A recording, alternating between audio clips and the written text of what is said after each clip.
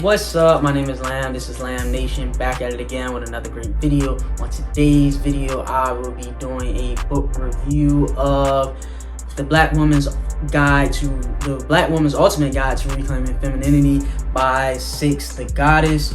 The way I came into this book was somebody shared one of her videos on Facebook, and then I watched one video and I pretty much watched them all. It really caught my eye because before I was watching her videos, I was watching Love Dorsey videos, and I thought they were kind of going to be the same thing. And although her videos have the same format as Love Dorsey and some of the same topics, they are very similar in their thoughts, their ideas, and their display of the topics. So that's how I got into watching them. So when I'm going into the book review, I'm going to try to keep it within the book, but I am going to talk about some of the concepts that she talks about in the videos because they kind of go hand in hand. And the book was okay, but I really like the videos. The videos are a lot better. My name is Six. I reside in Atlanta, Georgia, and I am an influencer of femininity. I've put my own feminine journey and testimony into a book. I did so with the purpose of healing others and inspiring my sisters around the world to begin their journey as well. I've found that there is healing in sharing and transparency. I feel like I'm a reminder that femininity doesn't have to look or be perfect.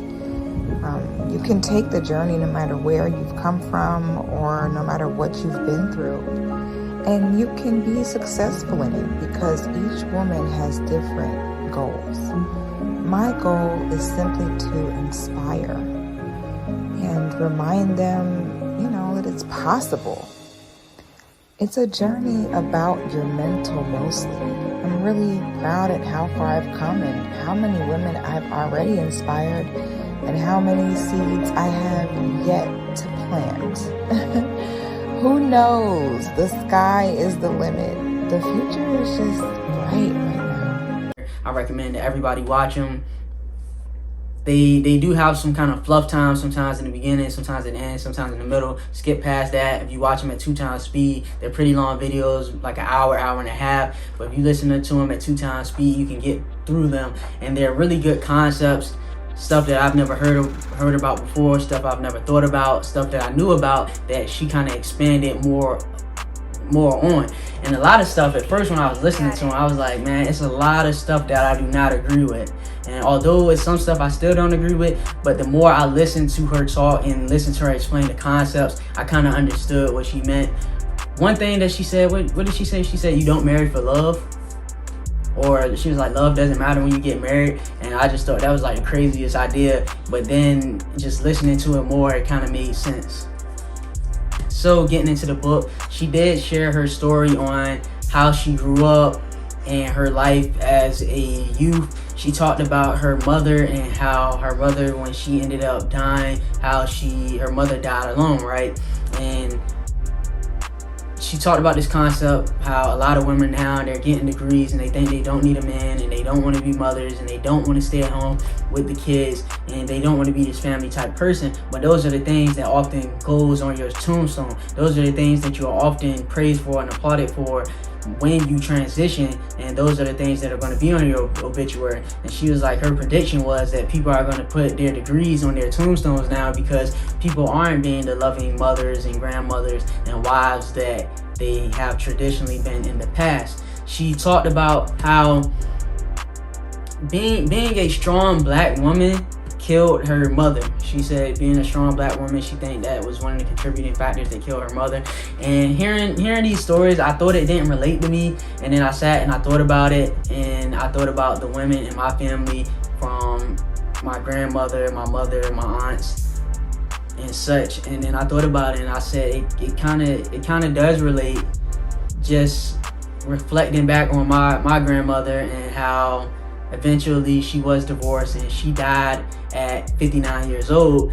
And I would say that my grandfather contributed to the stress that put stress and strain on her heart in her life, that led to her overeating, overindulging, and just led to some of these bad habits and being stressed and having to do everything on her own, and that put her in the early grave. And I mean, like I said, she's her own person, she makes her own decisions, but she had to basically raise 3 kids by herself at some point when they got divorced, and all of that was on her, and she had to lead the household by herself, and that put my grandmother in the early grave at 59. So a lot of this stuff I thought it didn't relate, and then I sat back and I thought about it, and I reflected on the life of my grandmother, on the life of my mother, and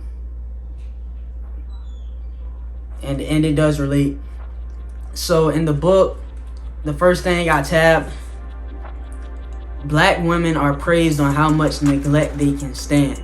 So I thought that was just interesting when we talk about Black women being strong, Black women being independent. It says Black women are praised on how much neglect they can stand, and that is what we do. We praise them and we applaud them by how strong, how independent, how nobody can take care of them and they can still persevere. And that's not the healthiest thing to do. Like I said, that's killing, like she said, that's killing Black women, that's putting women in an early grave. So I thought that was a noteworthy concept to tab in the book. So let me get into this.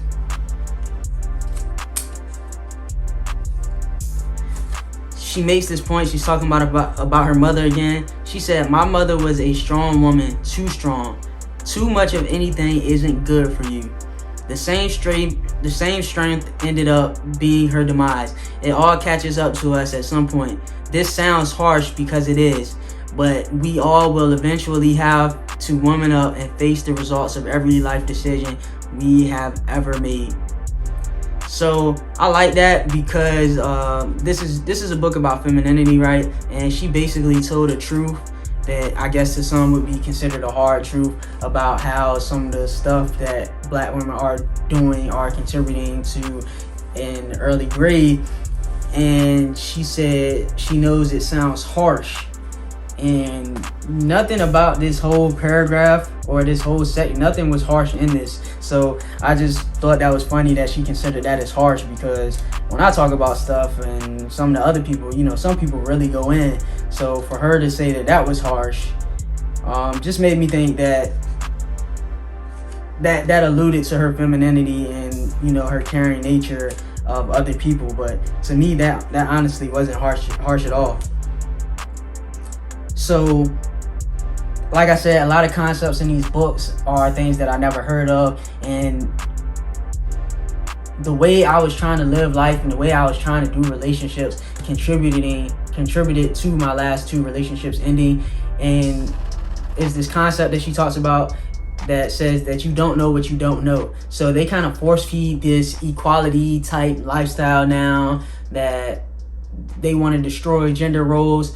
And she says to bring back gender roles, and that's like, oh my God, what do you mean bring back gender roles? And she says there is no equality between men and women. It's like, oh my God, what does that mean? And you don't know what you don't know until you hear these concepts, and then it's like you're missing something in your life. You're missing something in these relationships, and your relationships are damaged, and you don't know why. And you know what's missing?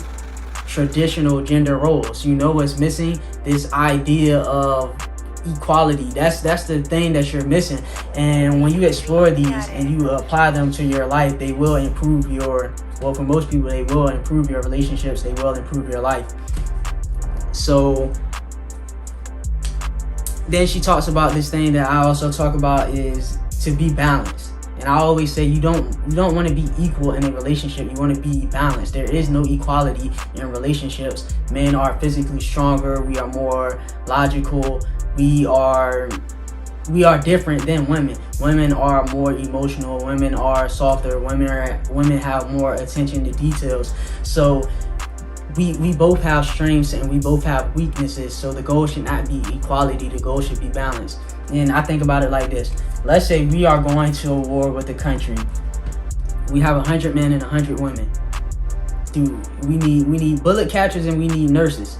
Do you send 50 men to be bullet catchers and 50 women to be bullet catchers, and then 50 men to be nurses and 50 women to be nurses? No, that's stupid. When you talk about economics, you talk about the the best allocation of scarce resources. You want to allocate your scarce resources, being masculine energy and feminine energy. You want to allocate those in the best use possible. So if you have 100 men, 100 women, and you want to win the war, you most likely you are going to send 99 men to go catch bullets, and you might have one man who is a little bit better at nursing, so he's going to go be a nurse with the other fellow women, and then you send 99 or 98 women to be nurses, and then you might have 2 sharpshooter women that been shooting guns that's on point, that are physically fit and have the mental toughness to go to war, and you might send those 2 women with the men. But by and large, majority of the women, you are going to play to the strength of the man, which is his strength, his physical strength, and you're going to play to the caring nature of the woman. So there's other concepts that we can talk about when we talk about feminine and masculine energy, and a man embodies both and a woman embodies both, but by and large, a man should display more masculine energy, a woman should display more feminine energy. It's no equal. I'm not supposed to be 50% femininity and 50% masculinity and vice versa, and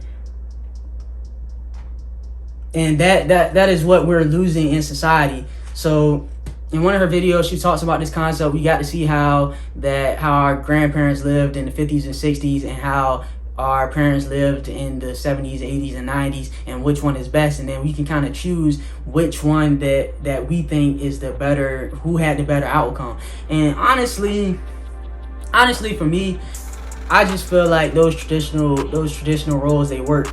Like she says in her videos, if a man is working, he's doing all the overtime, she wants her man to work 12, 14-hour days, then the woman comes home and cooks and cleans, because the woman is more so in tune and better to do some of that cooking and cleaning and stay at home work from home jobs and take care of the kids. A man can be out there making money. That's less stuff that he has to worry about. He doesn't have to worry about dishes. He doesn't have to worry about how coming home and cooking. So he can work for longer hours and make that money and physically build and go out and do stuff and get stuff. So, you know, like I said, speaking to the red pill stuff and what society tries to tell us is right and what is actually right, you gotta look at this stuff with an open mind. You gotta be willing to listen, willing to learn. And when you think about it, a lot of this stuff that she is saying in the book makes sense. So don't just stop with these concepts. Keep exploring a little bit more. What's the next thing? Okay, another concept in the book, and she just recently did a video about this. She said that a man who dislikes all the feminine traits about a woman is not heterosexual.